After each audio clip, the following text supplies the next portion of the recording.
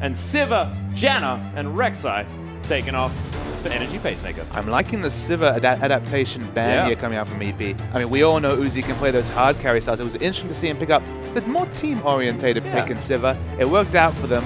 Let's remove it and see how he goes on another pick. And going immediately going to lock in that Thresh for Lu as well. So wanting that extra playmaker ability. And when it's OMG, we saw the plays that they could make. And now look at this. This is a very interesting adaptation here. They've done this before.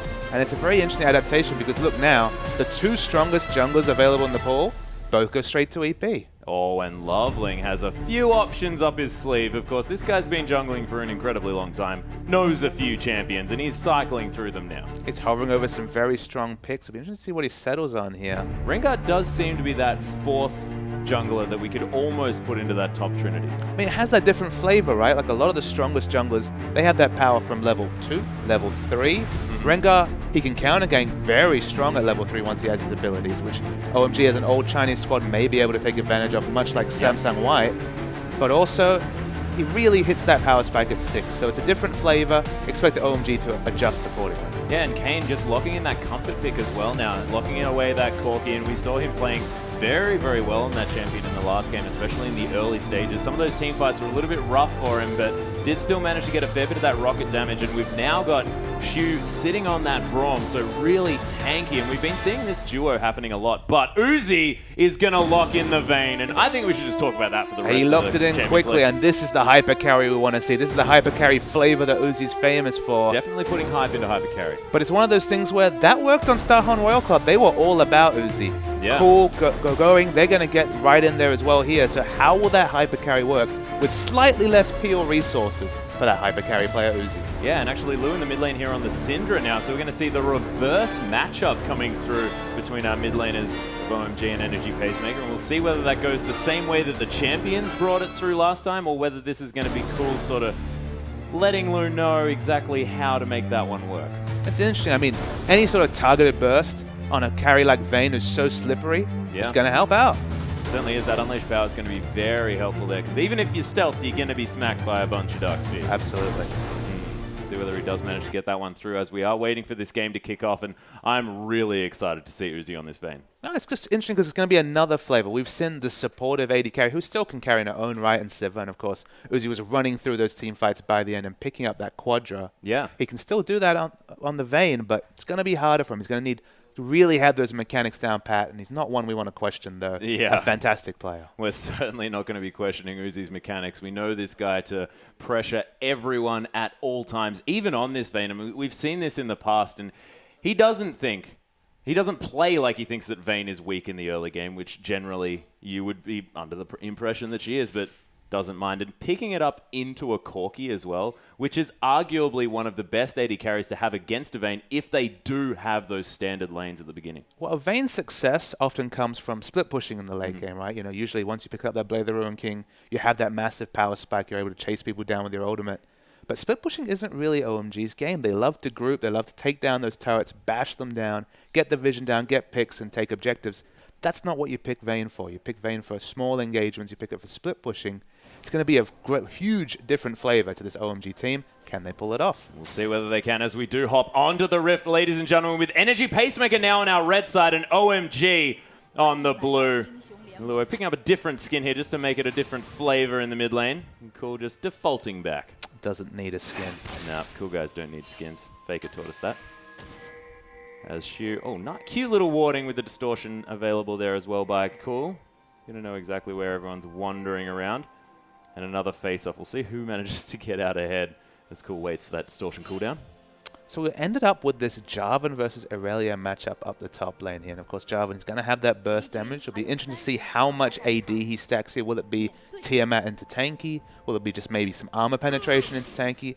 That kind of the builds kind of disagree on which is the best way to go here. But you have to say, whatever he builds, Irelia is likely to outscale him in this lane. So he kind of wants some jungle pressure from that Lee Sin early to put the Irelia on the back foot, or maybe even a lane swap. Oh, going actually face-checking this one. Going to get stunned up here by the passive of Braum. The Sonic Wave Resonating Spray is a nice play to get them out of this one, and Lu's actually going to successfully disengage this team, but going forced to pop that flask already. As Loveling taking a little bit of damage from the Winter's Bite, but they're not finished. You would have thought that OMG would be on the back foot here, but no, they're still going aggressive. OMG's not one to run with their tail between their legs. They've got a plan here. They want the advanced wards down, maybe for a lane swap or to spot a lane swap. And hey, it doesn't matter if someone's at half health. They're going to push for it anyway. They certainly are, and Kane actually already waiting in this bottom lane, so it's going to be only 4 members here for Energy Pacemaker, and this red buff is going to be taken by OMG. Just such aggressive play, and Kane wanting to get this freeze happening early. I've got to say, I've never seen a team with a summoner spell disadvantage at level 1 actually go in, steal a buff, and get the result they were looking for. That's just the power play of this OMG squad. Yeah, it doesn't really matter though. Energy Pacemaker able to steal away the red buff on the other side, so it's going to be a bit of vertical jungling coming through by both sides. And that is assuming OMG is going to head straight back to their blue. And Uzi successfully manages to get this lane swap that we could understand would be a little bit better for the Vayne player, as Cool now hits level 2 a little bit before Lu as well here in this mid lane. Going to throw out that Sigil of Malice just to tempt the distortion for the proc damage. And the important thing to take away is you mentioned that Vayne versus Corki, not a good matchup for Vayne. So to be able to go in there, get the lane matchup you want, even after blowing a flash at level 1, yeah, it's still a small victory for OMG to start this game. They're doing well. Going back up to full health now, of course, went back to base. Has managed to pick himself up a ward. Chuck a cheeky one there over by his red buff. No rush to get into lane, of course. No, he doesn't really want to walk out too far, but is going to be fine farming under that turret with that Blade Surge, of course, known for being fantastic in that situation. Is Cool just calm and collected, farming out this wave in the mid lane. And again, these early wards, this safety and laning here just means that Rengar, he doesn't have to be sauntering around the bottom lane trying to react with a counter gank here. He can leave going on his own and try and rush that level 6. Yeah. That being said, Energy Pacemaker positioning themselves for a bit of a gank here in the mid lane, waiting for that distortion to come through, and that is actually going to be the Dark Sphere landing. Cool already taken down to about no health as we've got Captain 57 coming in. Cool solo, there's the flash, amazing Jay! Didn't even need to teleport, he's already here. Not respecting that jungle follow whatsoever there from Amazing Jay. Jarvan has access to so much CC and was able to get in there for the first blood. Nice little advantage for EP. Yeah, and again, Energy Pacemaker playing fantastically straight out of the gate here, as we've got Blade Surge and Equilibrium Strike being utilized against Kane by Gogoing, getting out of that Phosphorus Bomb quite nicely.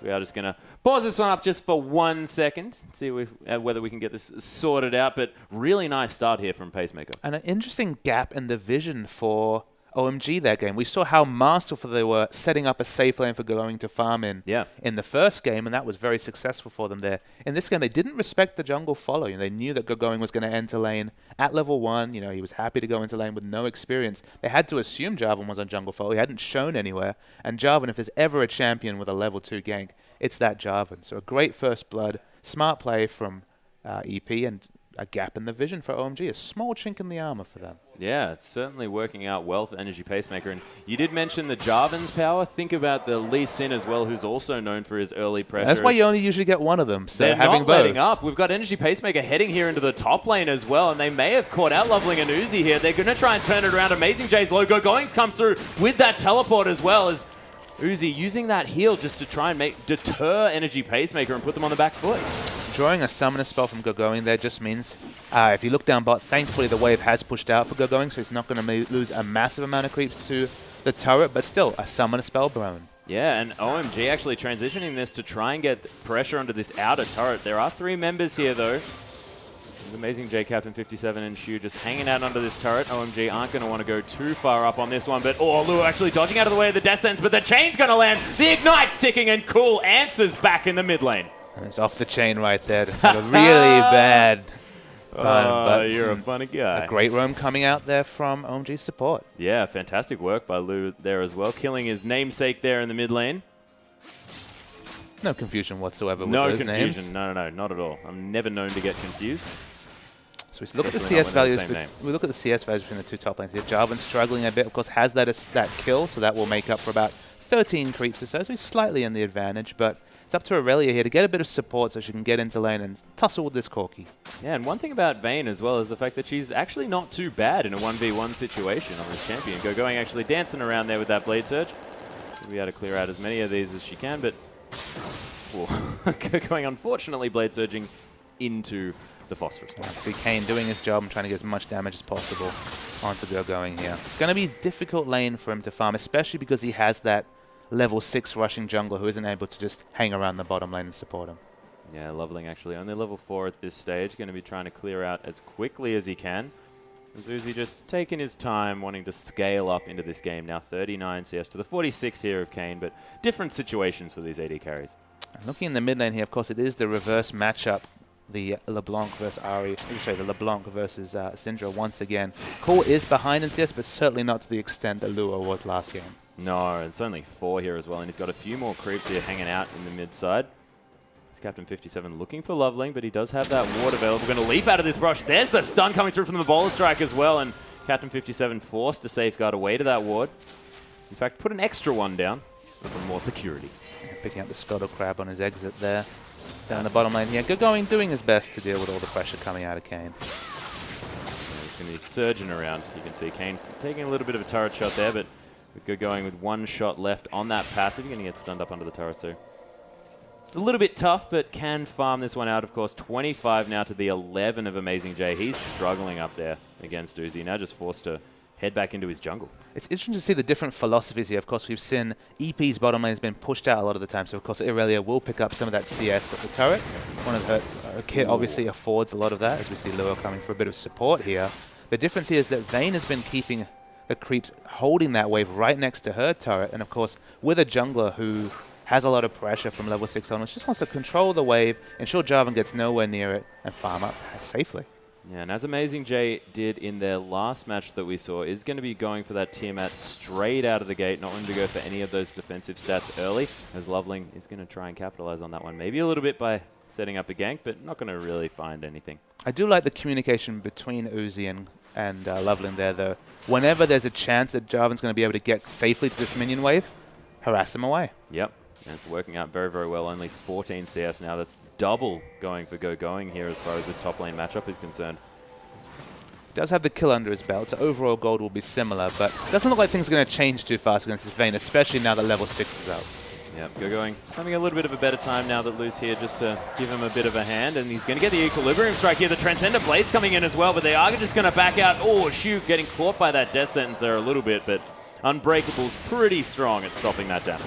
I mean, Aurelia's scaling damage with level more so than with items, apart from that Trinity Force pickup. So have to be careful. He has so much CC available between Aurelia and Thresh. Yeah, really, really is. We saw that in effect there. Just a little bit defensively as a little bit more pressure is down onto Kane, who's running very low on that mana. And Energy Pacemaker considering a dragon, but might go for some sort of play here down the bottom, but they're going to head back actually, start this dragon off early. They know Luo is low, of course Vayne's in the top lane here. Teleport is available, so they will have 5 members if they so choose to. It's actually a very good dragon pickup here. It's nice to see them pick up the first dragon. Very decisive play coming out of EP. Extraordinarily well timed with the back here by Cool as well, so Energy Pacemaker not letting up on the pressure this game and making sure that they're putting OMG through their paces despite a difficult game 1. And if you initiate that lane swap on the blue side, there's always the chance to give up dragon control just because you have someone up the top lane without teleport there. So it's just good for EP, even against a Goliath team like OMG, to respect that, take advantage of what's been presented to them, and pick up that early objective. Yeah, going really, really well. Of course, Cool now with a little bit of a CS advantage in the mid lane. Does have a little bit of extra gold as well, a couple of hundred, due to the fact that he has that kill instead of the assist. Uzi's going to back with basically a full Blade of the Ruin King, holding on to 2,600 gold already, but look, people are looking. Yeah, she actually using... There's the Thrill of the Hunt pop there as well. So much burst coming through from Cool. It's a nice exhaust, but maybe not of the member he wants, as Cool's going to clear up that kill. And Amazing J, you are in the wrong position, buddy. Uzi gets that kill donated to him on a silver platter. Killing a Braum through Unbreakable is a very frustrating exercise, but they get both kills there. Uzi now does have the gold for his Blade of the Ruin King. Such a massive power spike from just the Doran blade he's been sitting on. Yeah, really, really huge. And we talk about Corki as having this mid-game power spike and Vaynmore being this late-game hyper carry, but at this stage, if Uzi does get going like this, I mean, he's going to have the power straight away. It's an interesting thing just because Uzi will have that split push power spike. He'll be unassailable in the top lane to any of EP's champions. Corki will have that grouping team fight power spike. So it's different types of power spike. And if both teams play around them ideally, it could actually even out, despite Vayne going to be very, very strong. Yep, nice timing on that rocket coming through from Kane just as that Blade Surge came in on the cannon creep. Making sure he gets as much harass as possible. And is going to be able to take down this turret as we do have the safeguard to the ward there. The Dragon Rage kick onto the side. Going, trying to use some fancy footwork to get out of this one. Sonic Wave's not going to land. They do manage to get the stun, but going safely under his turret. And Going was always famous for being one of the hardest players to turret dive. His smooth moves under the turret. Oh, yeah. Wonderful there, and he gets away safely. Yeah, and that's his veteran status coming in there as well. You could imagine just calm and collected in these pressure situations, and we saw that to great effect. And when casting previous Chinese games, it wasn't uncommon for Going to be turret dived when playing Renekton and pick up a double kill. And it's the same sort of flavor that gets him out of those hairy situations other people might fall to. Yeah, Renekton's sort of that champion that you don't necessarily want to turret dive. I mean, Aurelia's no fun either. Let's be real. True. Yeah. Going definitely playing well, though. Uzi migrating down to this bottom side of the map now. It's hard to communicate how big a power spike a completed Blade of the Ruin King and Boots is on Uzi right now. And you have to think Corki's like, I don't really want to go back to that bottom lane. Not now, not ever. He does almost have his Trinity Force as well, so that's going to be a power spike in unto itself. Only needs about 800 gold for that one. But it isn't completed yet, and that's what you need. You need the whole thing in order to be powerful here. That Dragon coming up in about 2 or 3 minutes. And OMG will want to try and pressure for that one because, of course, Energy Pacemaker with a fantastic move to pick up there first. Yeah, crazy pick potential coming out of Cool and Leveling there, so definitely not a brush that EP want to check. Looks like going to be an answer with a turret here, and maybe start to get some Dragon control after missing out on that first one. Yeah, Kane trying to get Uzi off this one. It is successful. They're going to be able to clear their way through, so not going to be able to take that turret just yet, but it is quite low.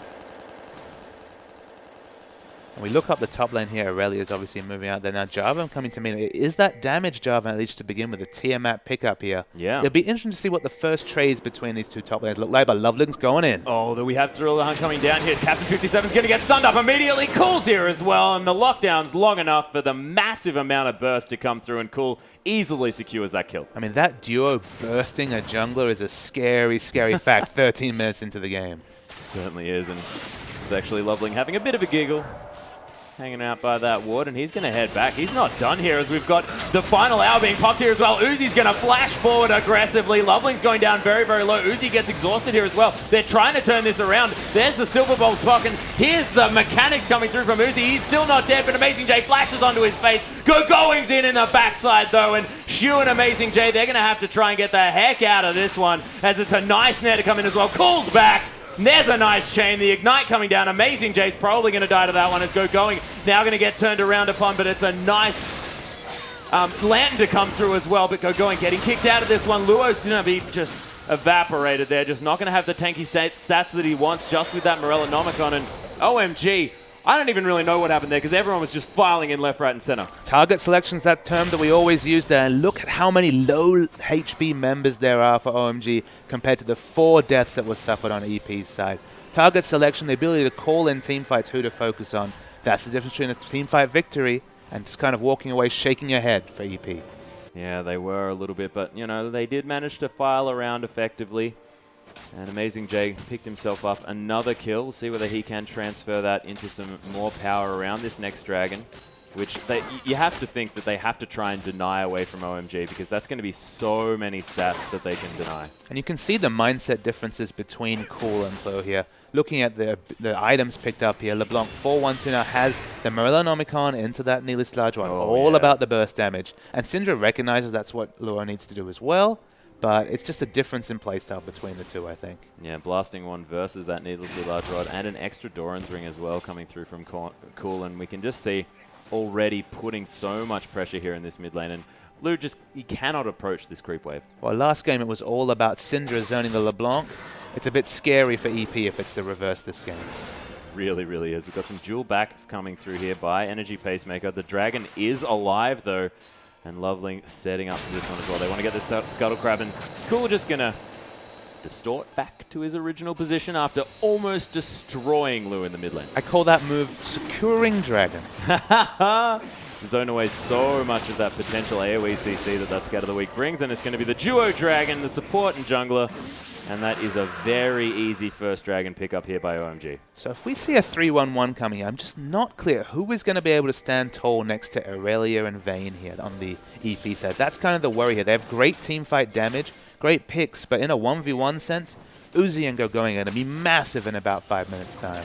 Yeah, the question is, I guess, whether the 3 left over there in the mid lane defend off the potential 5 coming through from EP, are they going to have the wave clear necessary to stop them from going on these turrets, or are they just going to have so much pressure it doesn't matter? As we can see, that's 2 members just easily taking out this outer turret in the mid lane, and OMG seem to just have scared Energy Pacemaker away from everything this game. And it's a great point to bring up the wave clear, because it's very limited wave clear on the 3 members from OMG. Oh, Captain 57 gets caught by the Death Sense. It's a nice flash over the wall there as well. The Unbreakable to come through. There's a nice Glacial Fissure to stop them from coming into this one. The double stun coming through from the Scatter of the Weak. Immediately, Kane takes away Loveling, and it's going to be loot falling down as well on that Thresh. This is a good start here for EP. There's a Cataclysm. Going gets exhausted as well. 3 members now dead, and Energy Pacemaker, they're not out of this one yet. And I want to really point out how much work Braum did right there. With the Unbreakable, then dropping down a very quick pink ward, they spotted Loveling. They predicted everything that was going to happen there. And the Braum's fast thinking won them a quick engage. Yeah, Shu just playing that one to fantastic effect here, and they are going to potentially move around for this outer turret in the mid lane. No one's here to protect this one, and we were talking about the lack of wave clear. There is a big minion wave, and they're going to easily take this one down. And utilizing Kane's power spike here with the Trinity Force as soon as it comes in as well. I was about to say, I think Loveling should have backed out there once he realized he'd be seen, just because if you don't respect a Trinity Force Corki, that's the sort of carnage that you can expect. You certainly can, and now 2-1 and 2 here. Kane on his comfort pick, feeling pretty good about this one as Uzi's spotted him out around here. We'll see whether he does want to go for this 1v1. Has been spotted by that ward, and Kane definitely giving him the respect, backing as far away from that creep wave as he can. And this is where the interesting part of the game comes in. I don't know who you send against Uzi at this point. Maybe a Randuin's Jarvan. He doesn't have it yet, and now he needs to run. Thrill of the Hunt has been popped. He's going to be able to get the lockdown there as well. And this is the 3rd time we've seen it, and it's happened yet again. And it's the difference between the split pushes. Some of them get away with it, and some of them get exploded. Yep, it's going to be the Unbreakable they're used to stop Luo from really being able to do much. And Kane's trying to get this damage down. The stun is inevitable here onto Luo. There's a Phosphorus Bomb. Kane just takes down that Thresh with relative ease. But you'll always take a trade where you're able to take a top laner out and push up a lane compared to just really overextending to pick up just a single kill. So you still have to give that little engagement window to OMG. Yeah, and we do have actually Uzi building up a Ghost Blade by the looks of things on this vein. The purple build, as it is otherwise known. It's the split push special. It certainly is, and once you get that active down when you're taking down that turret, you're going to be doing a fair bit of damage to that one. Well, it's more that whenever someone comes in vision range and gets Blade the Ruin King, they're dead. Yeah, they are dead, and you could imagine that with Uzi in the hands of this Vayne, or with Vayne in the hands of Uzi, sometimes it's hard to separate those two things. Yeah, exactly right. Oh, Amazing J again getting aggressive on going this time. There's the Cataclysm. Amazing J flashing out of that one yet again. It might buy him some time here as Captain 57's come through, and Shu's just going to stand behind me to one of these minions just to get himself in front of this line, and Uzi continuing to split push. And all Corki can really do here is hug his turret, try and clear waves with his abilities, and then just say, hey guys, I need some help. Yep, and just cry a little bit. Imagine crying might happen. A single tear at least. Blue buff could belong to Uzi here as well. He's doing a fair bit of damage due to the fact that that Blade of the Ruin King does a fair bit to the neutral creep. It's going to be donated to Cool though, of course. Wanted to get that one on that guy. Shu not going to land the Winter's Bite here as well. As Uzi going to pop that final hour as well. Going to use that Blade of the Ruin King. Takes the land to safety as well. As Death Sentence going to land onto Shu. The box is going to come down, but oh dear, Lu, you're dead, mate. But definitely some nice protection of his AD carry. And meanwhile, going up the top lane, it's going to get some good damage on this inner turret. Probably not going to be able to take it down. Doesn't quite have the Trinity Force completed yet, but the evasive maneuvers from Vayne were good. And Lu just said, well, I'm going to have to give this up for my team. Yep, 0, 3, and 5 now on the Thresh, sacrificing himself for the good of his team. As Cool just heading in there. Oh, Uzi actually getting caught up here. There it is, the combo to come through. And this is what we're talking about. If you can target that ability, that Vayne's going to die. I guess the important factor there is you look at the wards around the enemy's blue buff there. Not many, as we see. Loveling might be going in. Yeah, Thrill of the Hunt had been popped there. He's hunting down for Kane. Or Captain 57 is going to be leaping out of these brushes. Forced to flash away immediately, though. There's 4 members here. Cool tries to get some Mimic Distortion damage onto this one, but they're not going to be able to fend them off this red buff, and they're going to be able to pick that one up. Actually went to Captain 57, so Kane probably would have wanted that one. Well, the Mimic Distortion there was doing massive damage from Cool, so it was just a case of a crapshoot of who would take it down. Captain 57 will have to take it. Yeah, he does have that smite available, so it could secure that one, and it's better than giving it away as the... Oh, wow. Even the Mimic Sigil still doing a lot of work. Going definitely has his gold for the Trinity Force here, so he wants to go back and shop, but maybe they'll take some kills with him. Yeah, the Unbreakable Shoot looks a bit breakable now. Look at how much damage to come through from Cool even through that one. The Dragon's Rage is going to go on to go going, but gets stunned up there a little bit by the Scat of the Week, but they are going to get out of there just fine. Energy Pacemaker still showing signs of life in this matchup. But interesting to know that OMG still have those little mistakes from their God tier status that they might achieve by the end of the season.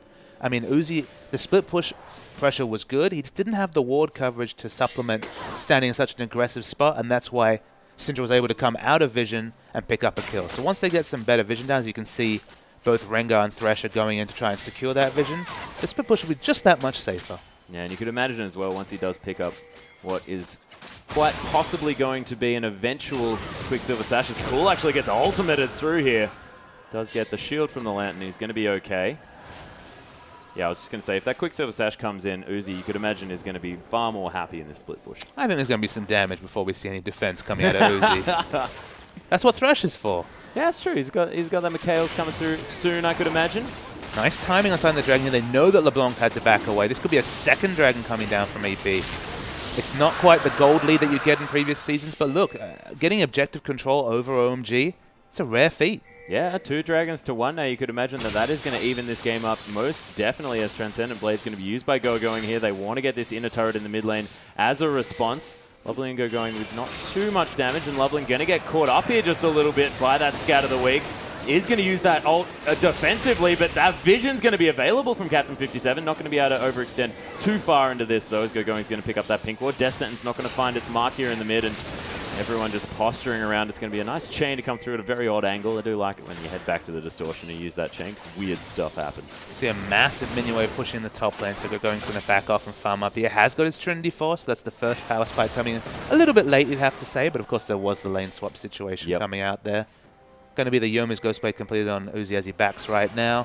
The item timings, they're starting to come in for OMG. They're about 2,000 gold ahead, which is a comfortable lead, but not a massive one by any stretch. And those 2 Dragons, they're kind of keeping EP in this game.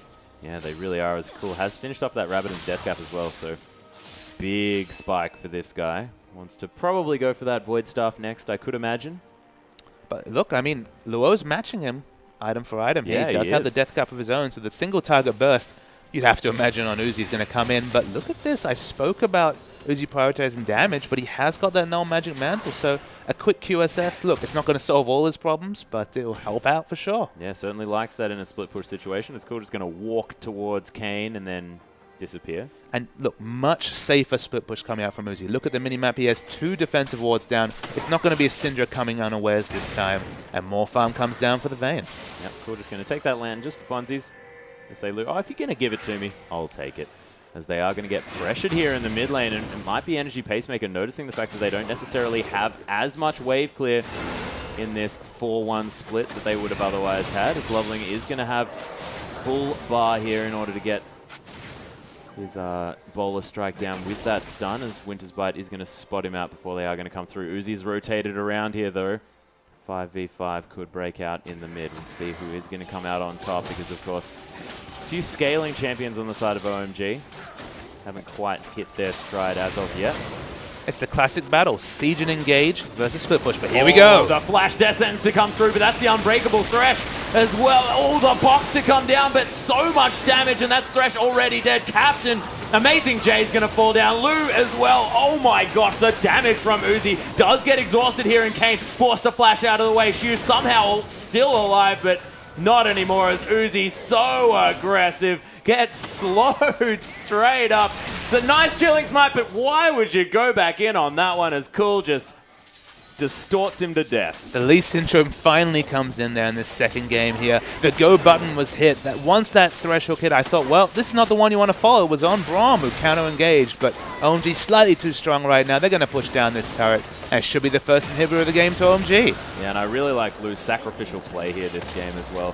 Using that box, setting it up, getting all of his abilities down, as we do actually have, oh my gosh, Loveling just getting eliminated here. Uzi's down so low. Kane, is he going to be able to do it? But no, Uzi with the smooth moves picks up a double. Uzi always finds a way to survive. He does it again right there. Excellent target selection.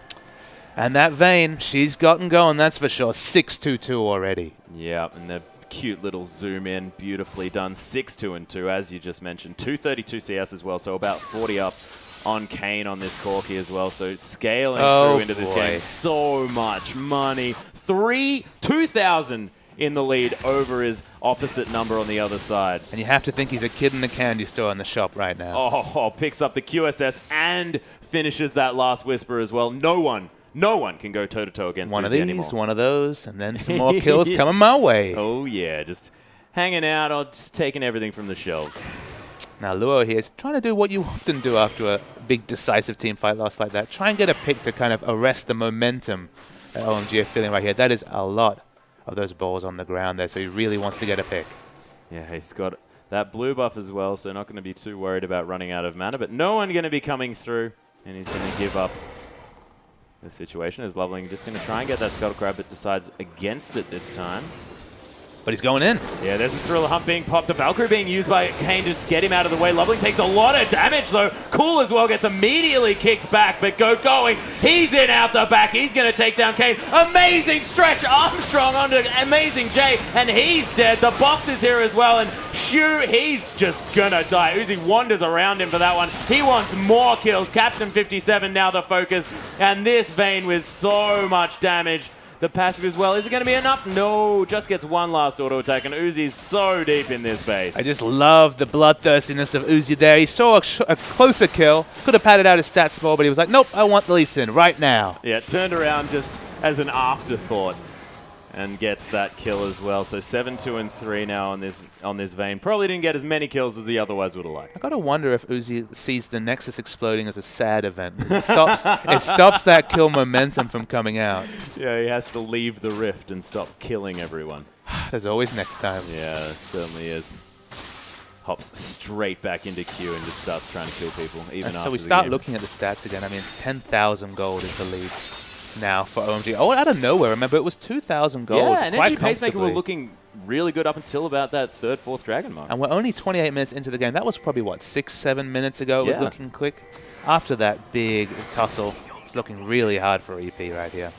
Well, Thriller Hunt has been popped. They've found multiple members here. It's a nice knock up here from Amazing J. The Cataclysm comes through. Lou's going to die straight away. Cool's just going to distort his way in. Lou was there for a sec, but now he's gone. And Kane coming in with a fair bit of damage. Uzi's going low, but look at the burst potential. That's going to be the double coming through for Uzi now as well. The final hour's popped. Kane's dead. Cool's going to pick up that kill as well as he gets the heck out of here. Scrying Orb going to be used. They're looking for more kills. And you have to say, we're getting questions answered for us here, Atlas. Oh, what yeah. does OMG look like when they're ahead? They look scary. Yeah, they certainly look terrifying. 9 kills on both of their massive carries over here as well in this LeBlanc and the Vayne.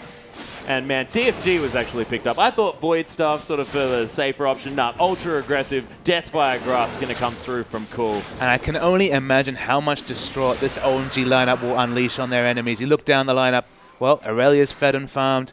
LeBlanc and Vayne are fed out of their minds. What do you do in a team fight? Who do you target? Maybe the closest target, 'cause that's all you can do.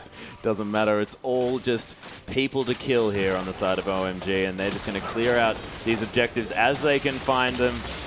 And man, what do you do if you're Energy Pacemaker in this situation? It must be so hard to keep that morale up. I think you just try and take out what you can from the rest of the game. Maybe work on your vision, maybe work on your target selection.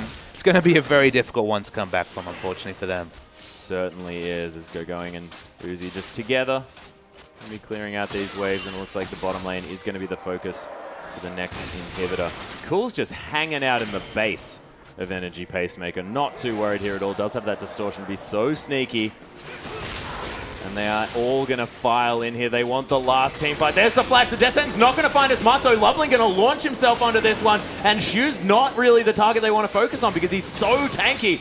We've got the Lantern is just hanging out, but no one really hard engaging onto this one. The Descent's going to land on a Shu yet again. Cool's going to finally take him down. Amazing J traps 3 people in the Cataclysm, but that was just trapping himself to die as Uzi now aggressive as you like. Going as well. Uzi flashing aggressively. This is the guy. OMG.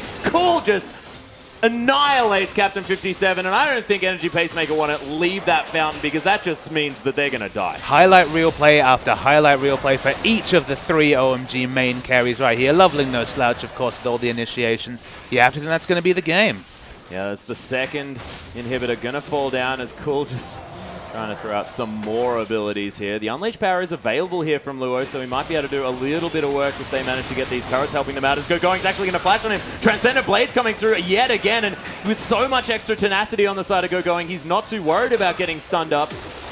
There's overstaying, and they're still being in the base right now, about 2 minutes after a fight. They're finally sauntering off. They just want to go buy a few more items and come back, I think. Yeah, and Loveling and Luce still just so low health, but happy to hang out as Energy Pacemaker finally make their way out of their base, or the shambles that used to be their base.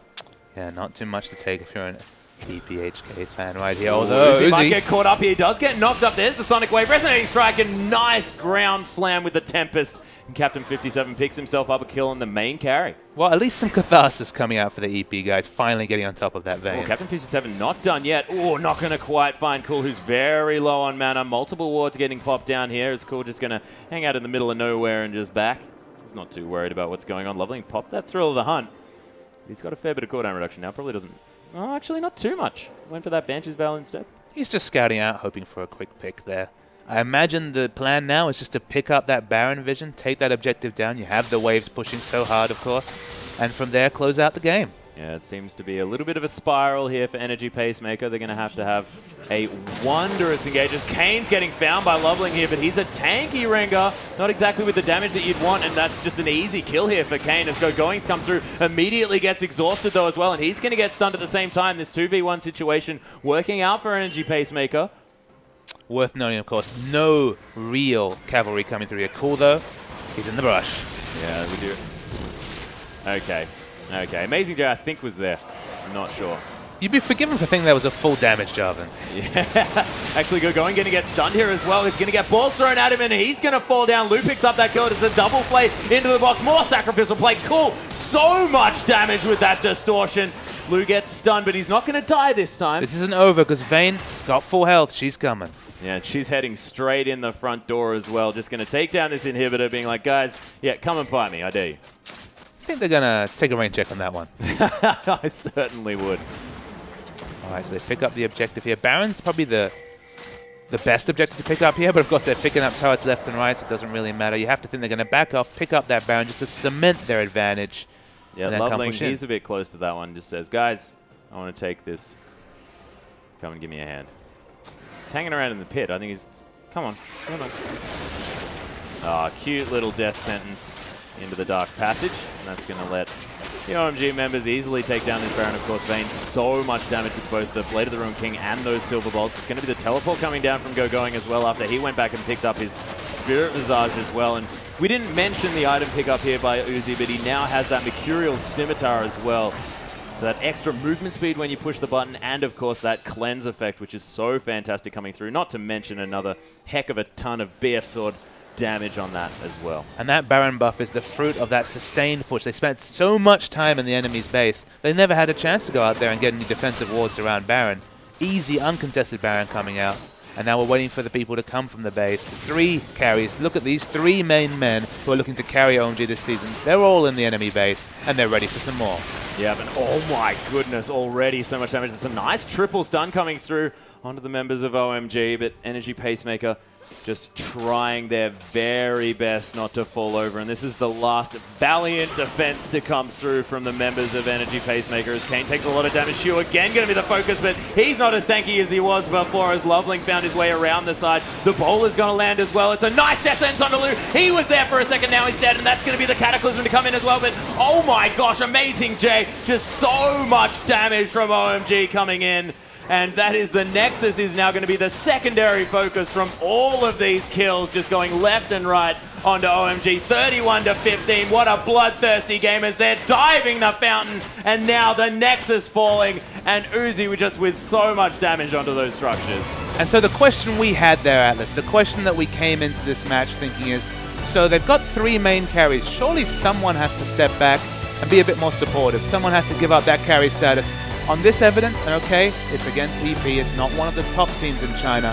On this evidence, which is all we have to work with, they're here to stay, and there's some superstars on that team. They really, really are. And going as well, just massive on that Aurelia. Probably stepped into a more supportive role, but Cool was doing so much work. And Uzi, despite having a little bit of a fumble at the beginning, getting soloed out there by Lou, but in the end, you cannot deny that guy's ability on that Vayne. But we are going to leave it at this one. The LPL will be over for today, but we're going to be crossing over to Riot Games Oceania to get that OCS going here a little bit later in the day. So guys, head over to Twitch TV /Riot Games Oceania for our OCS coverage. Guys, don't go anywhere.